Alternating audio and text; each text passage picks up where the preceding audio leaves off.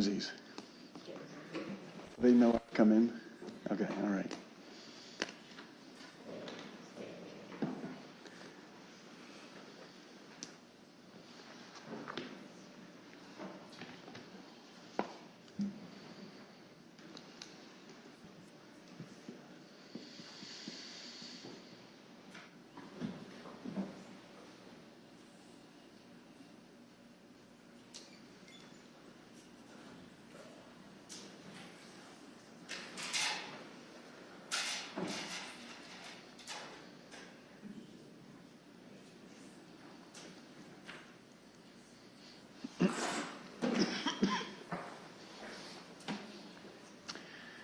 All right, Mr. Menzies has come into the courtroom. Good afternoon, Mr. Menzies.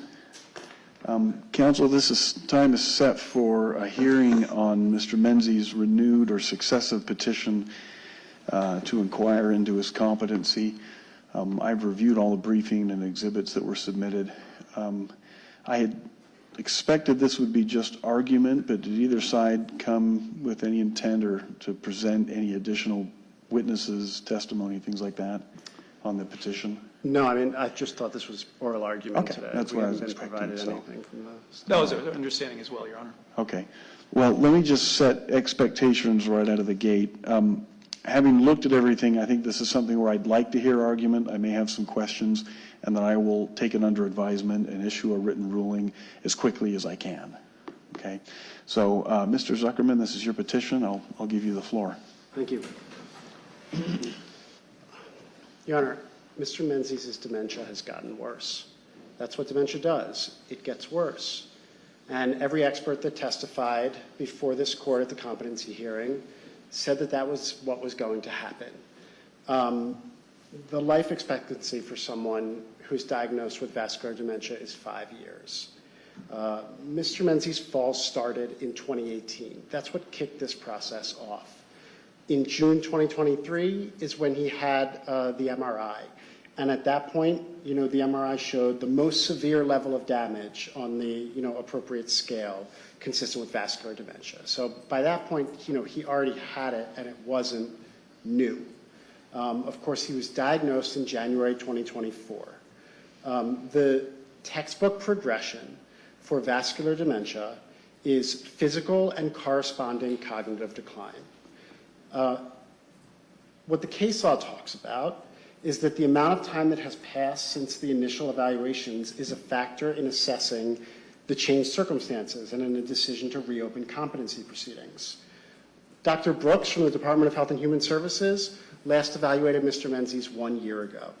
Dr. Silvasi, also from DHHS, 14 months ago. The state's expert, Dr. Green, 13 months ago. The state's other expert, Dr. Thompson, 13 months ago. The evidentiary hearing itself occurred 8 months ago. What we have here is a situation where we have a man who has vascular dementia. We have a documented severe hypoxic event. We have cognitive decline that is not just evidence coming from us or our experts, but is coming from his own Department of Corrections caseworker. And then we have expert evaluations from our experts that say that, his decline has occurred and it is significant, and that not only is there, can he not have a rational understanding, but there's a substantial question about whether he even meets the statutory awareness standard. Mr. Zuckerman, can I ask, that severe hypoxic event, that happened, I think, 3 months before we held argument on the original petition. Yeah. Help me with the substantial change prong here. I mean, is this really not something that the court could have been raised with the court as part of the original petition? It seems like a lot of what you're describing was, in fact, the state of things before I made my determination.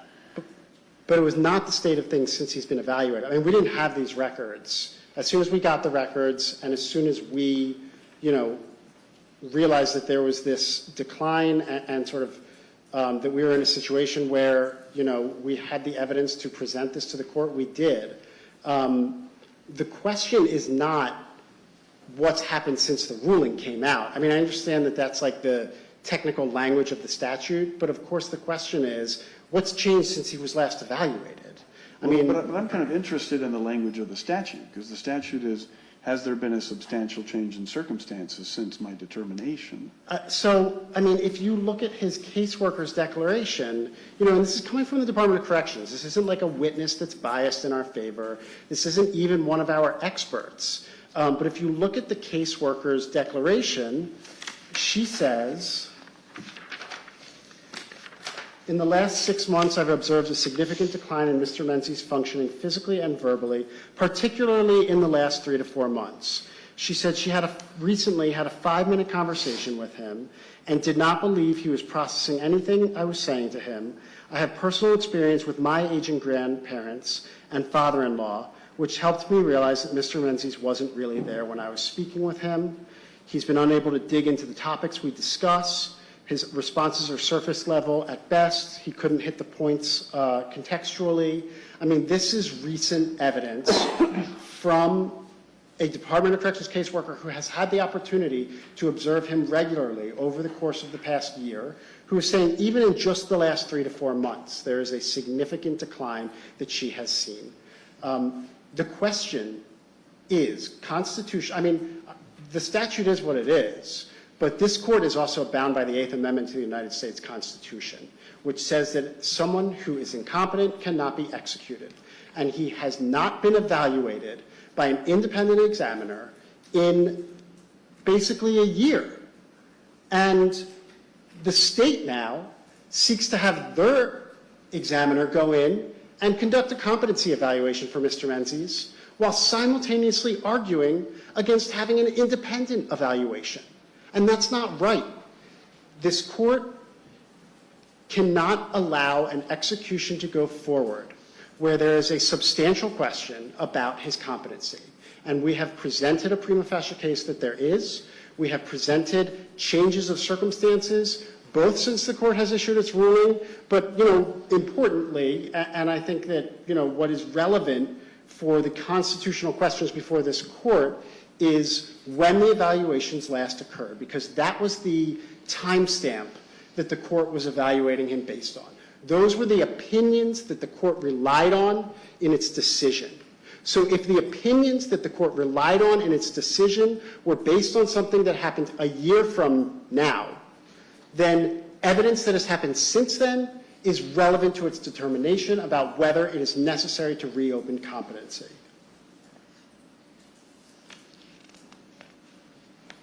Otherwise, we're in a situation where we have presented what the statute says is allegations of a, you know, alleging with specificity a change in circumstances that raises a substantial change in circumstances that raises a significant doubt or question about his competency. You know, we've got expert evaluations that basically say he can't form an awareness of the link. He doesn't even meet the statutory standard. And what we're asking this court to do, like our evidentiary hearing, it was a 6-day evidentiary hearing, and mostly it was about proving to this court that he has dementia, because that was contested by the state. This does not have to be the same type of process, because the experts already know that he has dementia. The only question that will be before this court is whether the dementia has escalated to the point where he is not competent, and whether the factors that this court relied upon in finding him competent no longer apply. Contrary to the state's arguments, we don't have to prove that the court's competency determination was wrong. That's not what this is about. We have to prove that things have changed, and they have. And it's documented through, I mean, all the experts testified that hypoxia is something that can immediately and severely affect someone's decline, right? The state's experts testified about that. The DHS experts testified that it's uncontested, right? We had basically a 3-month history of difficulty breathing, conversational dyspnea, which is noted in the records, which is basically having to stop every few words and take a breath because he can't even speak a sentence. And that's what the Correctional Health Services records say. This isn't coming from us. And then that culminated in a hypoxic event that's not just like, 88% you got to go to the hospital for emergency treatment. 85% is severe hypoxia. And Mr. Menzies, got as low as 84%. Excuse me. The state argues, well, we don't know how long he was, under that, under 85 for. We don't know, his later blood oxygen showed normal levels. That's not the question. Of course it showed normal levels. If it didn't, he'd be dead. The point is, if a hypoxic event happens, that is when the damage can be done. So physical change by itself is not sufficient to raise a sufficient question about competency. We concede that. Physical change is not the question here. But what we have is a clear formula for exactly what the experts say happens with the progression of dementia. We have severe, decline. We have a hypoxic event. We have the assignment of an ADA worker because he can no longer perform his daily living tasks, something that this court relied on, testimony from Dr. Green, in determining him competent, that he was able to do all of his, or many of his activities of daily living. Now the prison has determined that he meets the American Disabilities Act guidelines in order to have an ADA worker. And over that period of time, and then oxygen, right? Like he needs supplemental access to oxygen, which is a relatively new development. Due to the hypoxia, due to the trouble breathing, which is exactly what the experts say could cause this type of cognitive decline. So that's the first step. We've got the physical, issues that can lead to cognitive decline. It doesn't necessarily mean it did, but it can. And then we've got the next step. We've got a declaration from his caseworker saying, over the last 6 months, I have seen a substantial decline. I see him regularly, and this is something I've noticed. I have experience with this based on my parents who are elderly, and this is what I'm seeing. I'm having conversations with him, and he's not there. He's not grasping what we're talking about. These are records coming from the Department of Corrections. Not records, but this is a statement coming from a Department of Corrections employee. And it's something that this court has to take seriously, and it's something that raises a significant question about whether he's competent. This court's findings are based on evaluations that were a year ago. The state's trying to get their expert in to evaluate Mr. Menzies for competency. They say they're doing that in response to the 2 reports that we submitted as part of our competency petition. Yet they don't want an independent evaluation? That's not right. And the constitutional law, and I believe the state statute, demands DHS evaluations. The statute contemplates that that can occur within 60 days. Have the DHS evaluations, tell them to get the reports back in 60 days, set a hearing for the 61st day, and bring it in. Let's hear the testimony on it. If the court finds him competent, then issue the warrant. But allowing it to go forward when we have presented this evidence, uncontested, is constitutionally intolerable. If the court has questions sort of about, the awareness standard, we detailed it all in our briefs, and I don't want to, harp on things that the court doesn't need to hear, but I'm happy to go into sort of the specifics about that and why we believe it meets the standard if the court is interested. Mr. Zuckerman, I'm interested in all of the argument that you want to present to me. So, Okay. this is, everything is helpful. Well, we contested at the time, we conceded at the time of the hearing that Mr. Menzies was aware that he was being executed for the crime of murder, of murder of Maureen Hunsaker. We conceded that. We have now, based on conversations with him, based on our expert evaluations, he couldn't even identify his criminal charges to Dr. Abram Silva. The state says that she should have asked him, you were sentenced to death for the murder of Maureen Hunsinger. Do you understand that? I mean, that's ridiculous. That's not how you assess whether someone understands that, asking them a question that presupposes all the answers and ask them to say yes or no. And all the experts testified why. You have to, these questions have to be carefully crafted. The state criticizes our experts for not saying what the questions were, but they do. We detailed that. Dr. Abram Silva asks him. Can I ask you a question, Sure. Mr. Zuckerman? At the same time, if you've got a person who has no memory of, because of a mental illness, no memory of the crime, the trial, Yeah. the sentence, Mm-hmm. there necessarily has to be some cueing to be able to determine whether they can reach a rational understanding here. Right. So how do we know that Mr. Menzies can't reach that understanding with some cueing? I mean, even if he doesn't remember, Of course. Ms. Hunsaker's first name, or Yeah. whether it was a jury or a judge that sentenced him, how do we know that with some cueing he couldn't reach that understanding? That's a great question. First, Dr. Hyde testified to this court, here are the questions that I ask. And then, I cue and I sort of provide more cues to get to the point, to see if he can give me the right answer. And, at what point he can do that.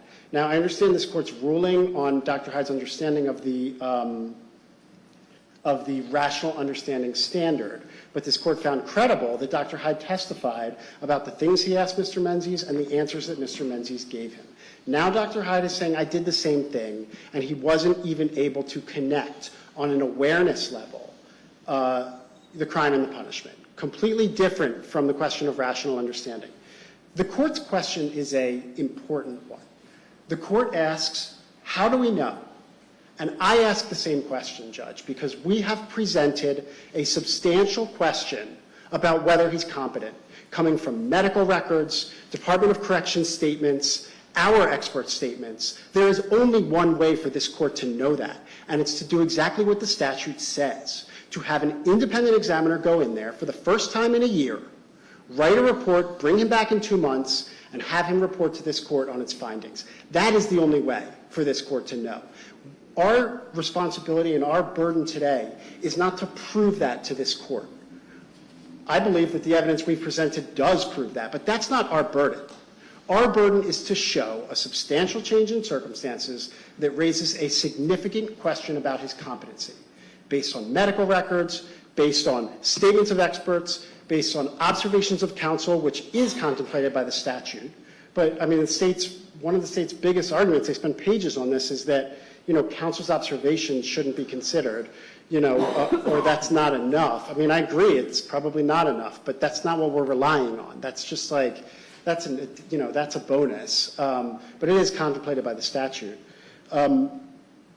But, I think that I think our experts' reports are really important, but I think most important before this court is the declaration of his case manager, who says, look, I've seen a big change.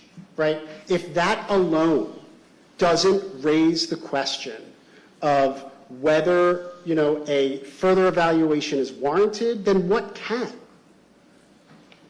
I mean, you've got records from someone who is a statement from someone who's working for the Department of Corrections. She's the person that talks to him the most. She's his case manager. That's her job. And she says, I've seen a substantial decline. I talked to him and he's not really there. Take our expert statements for what they are.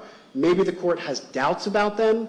I believe the expert statements by themselves meet the burden, because even if, the court has questions about that, that's why an independent evaluation is required for the court to be able to assess, based on that independent evaluation, whether to give credit to our expert reports.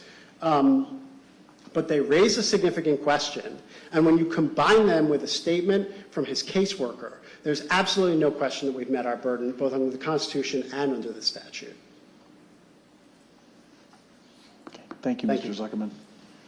Mr. Boyer?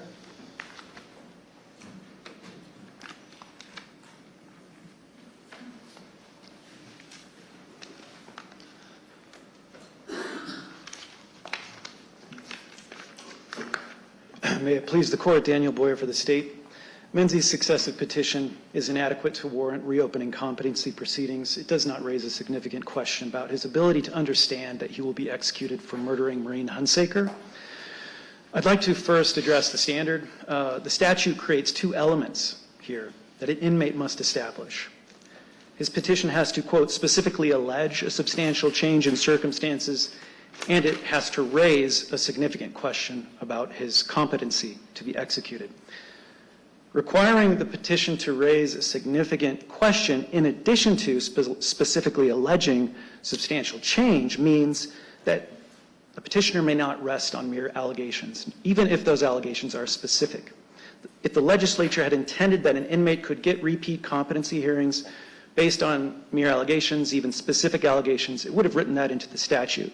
It would have tied specific allegations to both elements. So, Mr. Boyer, what in your view has Mr. Menzies done here that is just mere allegations and doesn't reach that, the line that you're drawing here? I mean, we've got an affidavit from somebody at the prison. We've got two evaluations. What's missing? So the evaluations, I'll start with those. Okay. He would be unable to specifically allege the nature of the questions and answers, a comprehensive account of all of that, because the expert reports themselves don't contain that. They contain only a few of Menzies' answers to a few questions. We do not know the specific questions asked. They are not in quotations. We know some of his answers to questions. But importantly, we don't have a full account here. And Menzies has argued, well, the experts don't need to fully document every question that they ask. Well, I think after this court's findings and conclusions, which relied heavily on the expert evaluations, the answers that Menzies gave and the questions that were asked, Menzies was on notice that this was highly relevant and that they needed to provide a full account of all of that. Moreover, the evaluations are deficient in the nature of the questions. They could have asked him directly, what conviction led to your death sentence? Why are you on death row? There isn't any of that. It's what are the charges associated with your sentence? As our brief argues, that's a confusing question. It could have prompted Menzies to think, well, okay, I need to name all of my charges associated with my sentence. It was confusing. Ask a direct question. And if that doesn't work, as Your Honor has asked counsel about, under Madison, ask cued questions if he lacks the memory, which we don't believe he does. In fact, we believe his own proffer shows that he is aware that Ms. Hunsaker was the victim in this case, which highly suggests that he knows he was convicted of killing her and that he knows he is awaiting execution. They tell me I go bye-bye. And he gave that response to the question about what was the result of your last hearing.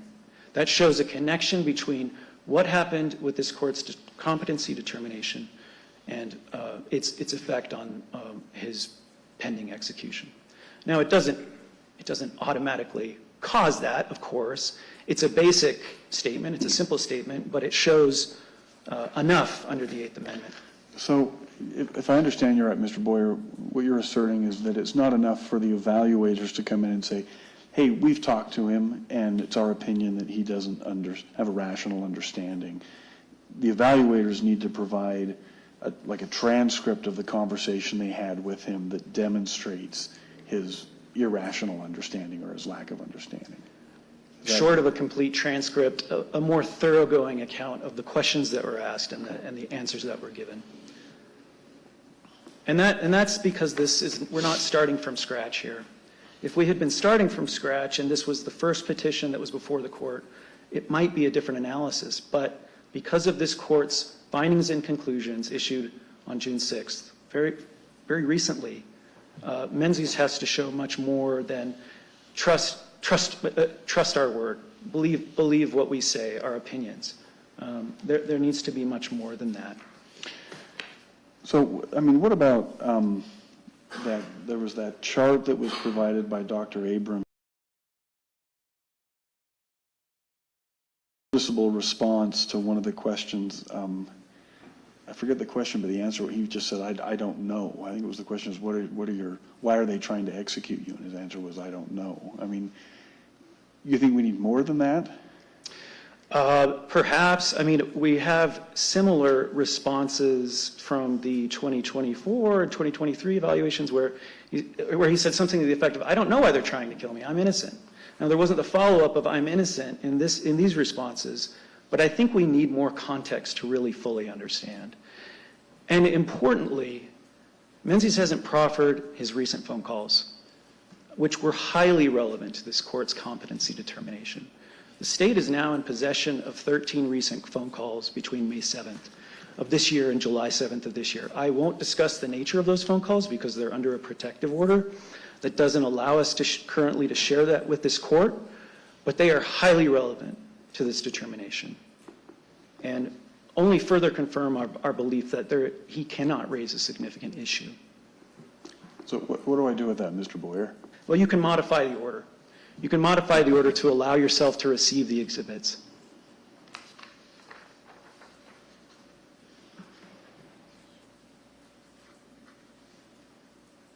There are other deficiencies with the petition. We only know a few things that Menzies told his experts, as I've said.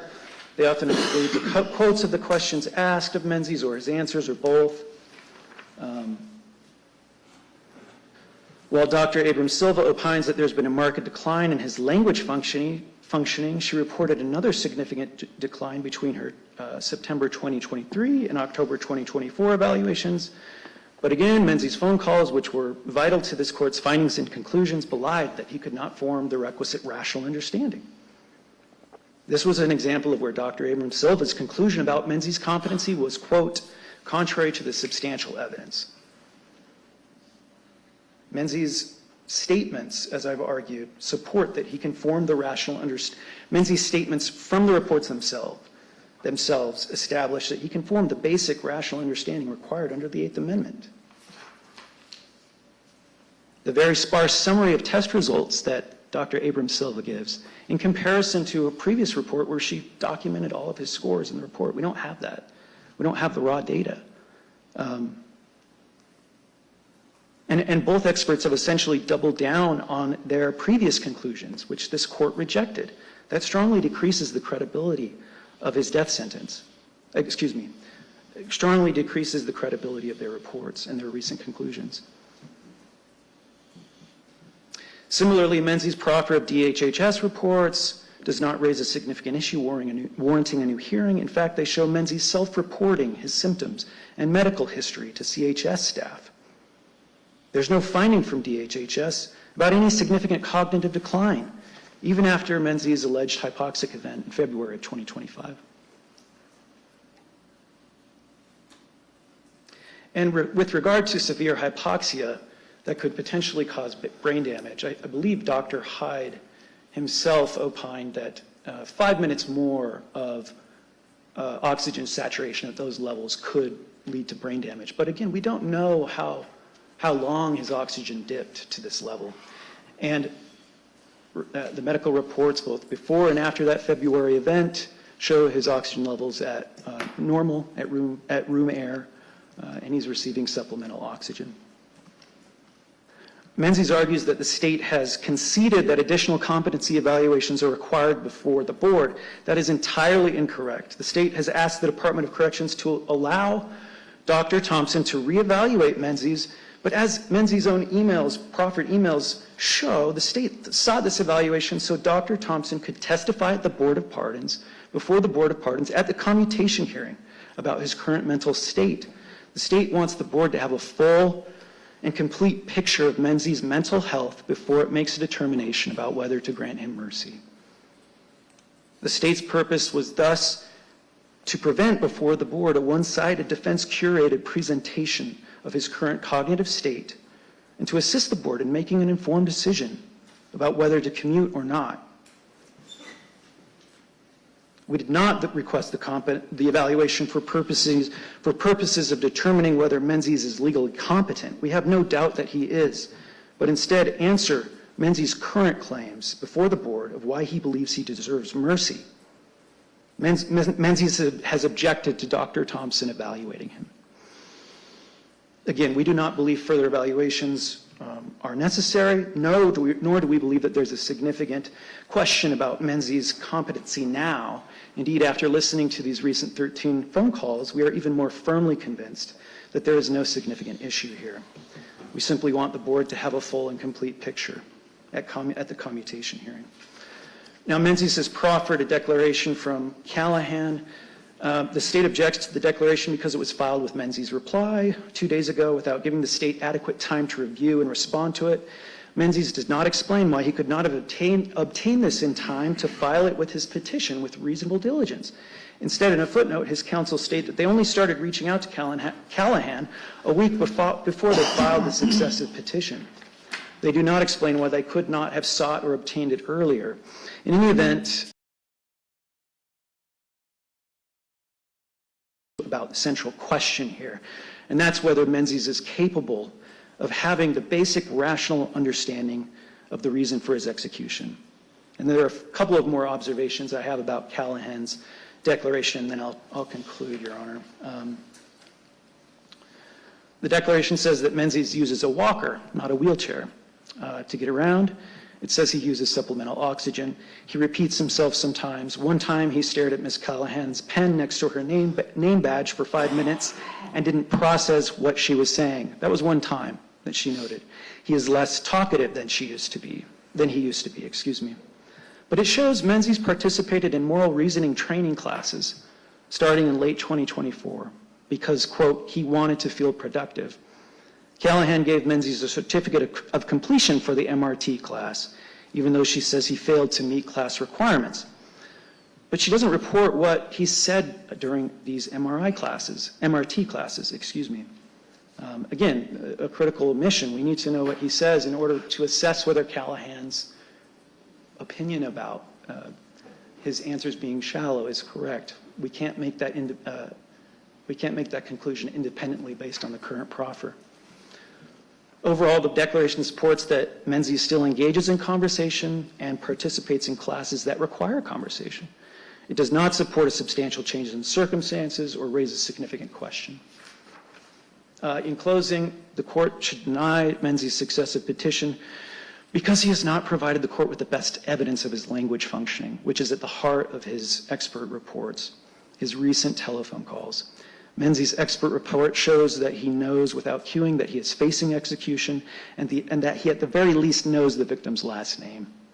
And the fact that he knows the victim's last name strongly suggests that he knows he was convicted of killing her.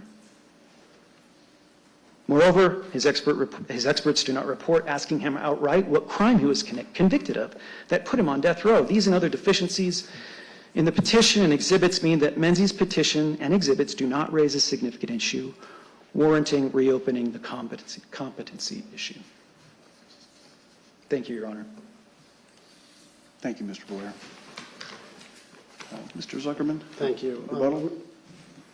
I'm going to try and address these in turn.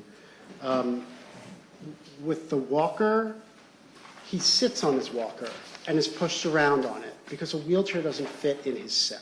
That doesn't, the state is just like, they're trying to pick everything apart, which like, okay, you can do that at a hearing if you want, but, you know, the reports are completely valid. You know, they want the question, Dr. Abrams Silva, to have asked the question, what charges led to your current death sentence?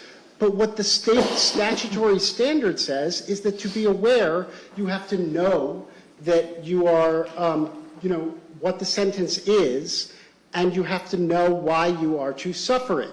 If she asks the question, what charges lead to your current death sentence, it gives him the answer, which is why she asked the question, what are the charges associated to your sentence? And in September of 2023, he responded, I'm charged with a capital homicide that I didn't do. In January of 2024, to the same question, he answered, kidnapping and homicide I didn't do. In October 2024, he answered, killing, I guess. And in June, at the end of June 27th, 2025, they don't tell me the details. It shows a clear progression. Dr. Abrams Silva documented what she asked him. I mean, they want a transcript. State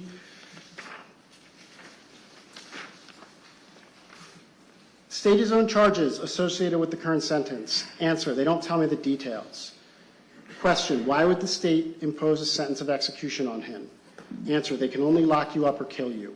Question, well, under what circumstances would those be the choices for a sentencing? Answer, they can only lock you up or kill you. Question, why in general would the state impose a sentence of execution on any person? Answer, lock you up or kill you. I mean, repeating the same sort of coined answer is exactly, it's a telltale sign of progression of dementia. Anyone who has a relative who has suffered dementia knows that, and that's what we're seeing here. The state objects to the declaration. I mean, look, we did our diligence, we did what we could. If the state wants us to refile our petition, I mean, I don't think that sort of procedural technicality should cause this court not to consider critical evidence from a unbiased, impartial Department of Corrections witness. The state has the opportunity to respond to it today, and what are they doing? They're picking apart, what she says about the MRT class. She said he couldn't engage in it. She said he couldn't answer questions. He forgot to show up to the class. He had an inability to remember things. He couldn't dig deep into anything we discussed. He couldn't hit the points of the steps conceptually. The MRT program takes 6 to 8 weeks to complete. He needed more time, and he still didn't complete it. Normal prisoners go through a class, all the steps in one class. It took him 2 to 3 steps to complete one step, even with assistance. Classmates informed me that they frequently helped him with assignments. It was clear he lacked an understanding about the program. The state wrote in an email to the Department of Corrections that I've included that they want to have Dr. Thompson assess Mr. Menzies' claims of mental incompetency and deterioration in commutation proceedings. I mean, they are the ones that said incompetency and not just deterioration. Clearly, they think there's a question about his competency. In a later email, they say, this is in response to the 2 reports that you submitted. The same 2 reports that are before this court, asking this court to issue an independent evaluation. We just got the phone calls too. They are certainly relevant for this. Disagree with counsel's characterizations of them. I think that, I've listened to them, and I think that I could contextualize them for the court, and I'm happy to do that, but that's not a question for a prima facie case here. You can't sit here and pick apart evidence and say, well, this evidence is weak because maybe it means something else or whatever. The question is, have we alleged a specific change in circumstances that raises a question, significant question about his competency? We've presented 2 expert reports, a declaration from his case manager at the Department of Corrections, a documented history, corresponding with this documented mental decline of physical decline, which even the state's experts testified, could cause the type of decline that we have presented to this court. Dementia progresses. That's what every expert that testified before this court said would happen and said is going to happen. We have presented the evidence of that progression to this court. It raises a significant question about his competency, and all we're asking for is an independent DHS evaluation for the first time in a year, so that if this court is going to allow the execution to go forward, it can do so with the confidence that it will not happen in violation of the 8th Amendment in the United States Constitution. Thank you, Mr. Zuckerman. Ms. Nostell?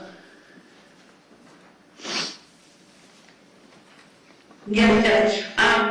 I would like to, on behalf of Mr. Hunsaker and the Hunsaker family, to ask if he could make a short statement to Your Honor today.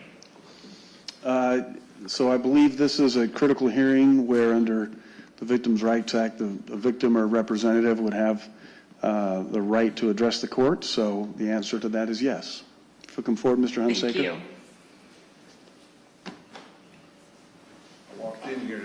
saying I wasn't going to talk, but you know, it is what it is. I'll make sure that we're out of here, you get home. Sorry that you're not feeling well. We're here today, and I listened to this, and I want to bring up some key things. He keeps saying, I didn't kill her. Right? He's denied it all along. We have gone through 39 years, and every avenue along the way has said he did. So he's basically lied consistently in every evaluation.